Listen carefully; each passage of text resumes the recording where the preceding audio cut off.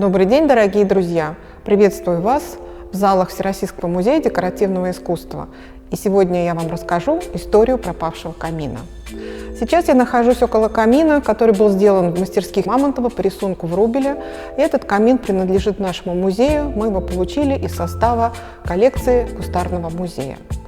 Всего в России находится 5 каминов. Но самая интересная история связана с тем камином, который представляла Россия на выставке в Париже в 1900 году.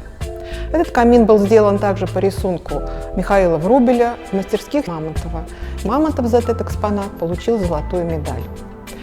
Есть 2 версии, куда далее отправился камин. По одной из версий он был куплен сербской мануфактурой и отправлен в город Лиль. По второй он был куплен для французских академиков. Но, к сожалению, ни одна из версий пока не имеет окончательного подтверждения. Единственное, что мы сейчас знаем, что в 1911 году он попал в Лильский дворец изящных искусств, где и был выставлен на осмотр публики.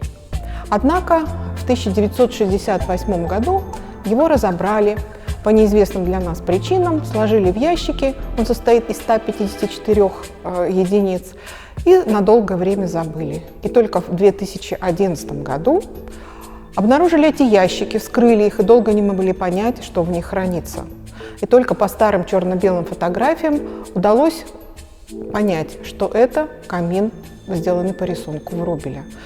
4 года шла реставрация, и после этого камин был вновь возвращен в экспозицию Дворца изящных искусств.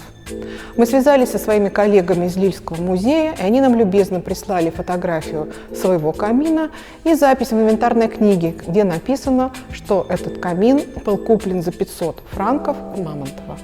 Дальнейшие исследования значительно затруднены, потому что в 1916 году многие инвентарные книги Лильского музея сгорели во время пожара. Но мы не продолжаем поиски, мы связались сейчас с сербской мануфактурой и надеемся, что они также прольют свет на историю этого камина.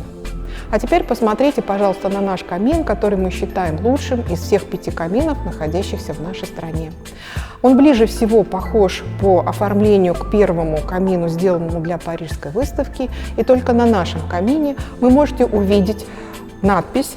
Здесь она плохо читается, но мы вам покажем фотографию, где есть надпись, записано, что исполнено в мастерской Мамонтова по рисунку Врубеля. Ждем вас в нашем музее.